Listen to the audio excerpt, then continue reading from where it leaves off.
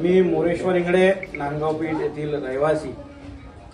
सागर Indian हे आपल्या नांदगाव पेठ आणि नांदगाव पेठ परिसरामध्ये गॅस सिलेंडरची सेवा देणारं केंद्र आहे.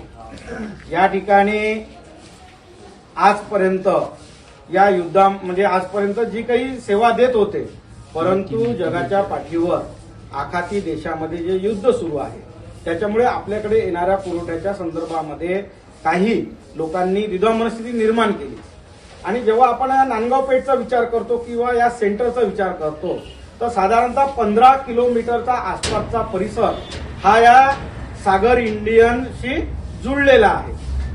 आधी जर आपण विचार केला तर साधारणतः एका दिवसाआड 360 सिलेंडरची एक गाडी लागायची. परंतु लोकांमध्ये भ्रम, लोकांमध्ये काही गोष्टी पसरवल्या गेल्या आणि त्याच्यामुळं आपण काही लोकांनी विनाकारण गर्दी न करता ज्यांना खरोखर अत्यंत गरज आहे त्यांनी या ठिकाणी सिलेंडर घेण्यासाठी यावं. आणि ज्यांना गरज नसेल, ज्यांच्या घरचं 10 दिवसांना 15 दिवसांना सिलेंडर संपणार असेल तर त्यांनी थोडंसं 1-2 दिवस मागे पुढे ऍडजस्ट करावं. कारण वितरणाच्या संदर्भात 360 सिलेंडर एका गाडीमध्ये येतात. आणि आता सध्याच्या स्थितीला आम्ही जेव्हा आतमध्ये होतो तर त्यांचं स्टेटस चेक केलं तेव्हा साधारणतः 1250-1300 लोकांची ऑनलाईन बुकिंग झालेली आहे. ही झाली ऑनलाईन बुकिंग. काही लोकांची केवायसी नाही, काही लोकांचे कागदपत्र व्यवस्थित नाही किंवा काही लोकांचे असतील तर ते लोक इथं सिलेंडरला आलेले आहेत. तर अशा परिस्थितीत ज्यांना अत्यावश्यक असेल त्यांनीच या ठिकाणी थांबावं.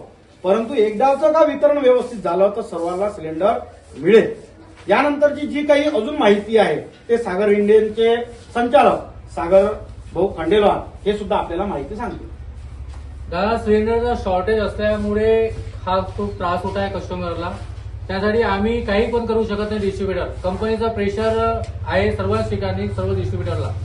आणि एकदम तुमच्या लोकांच्या बुकिंगा वाढल्यामुळे त्यांना सप्लाय देणे, मालचा पुरवठा करणं असहकार्य होऊन राहिलं. म्हणून ज्यांना गरज आहे तेच बुकिंग करा आणि ज्यांना गरज आहे तेच इथे या एजन्सीला किंवा घरपोच सिलेंडर घ्या. बाहेरगाववाले इथे येऊन घेऊ शकता आणि नांदगावपेठवाले ज्यांना पाहिजे अति आवश्यक आहे ते इथे येऊन लाईनमध्ये लागा आणि आम्हाला साथ द्या. आम्हाला भांडण करायचा कोणासोबत विषय नाही आणि कोणाला त्रास द्यायचा पण विषय नाहीये.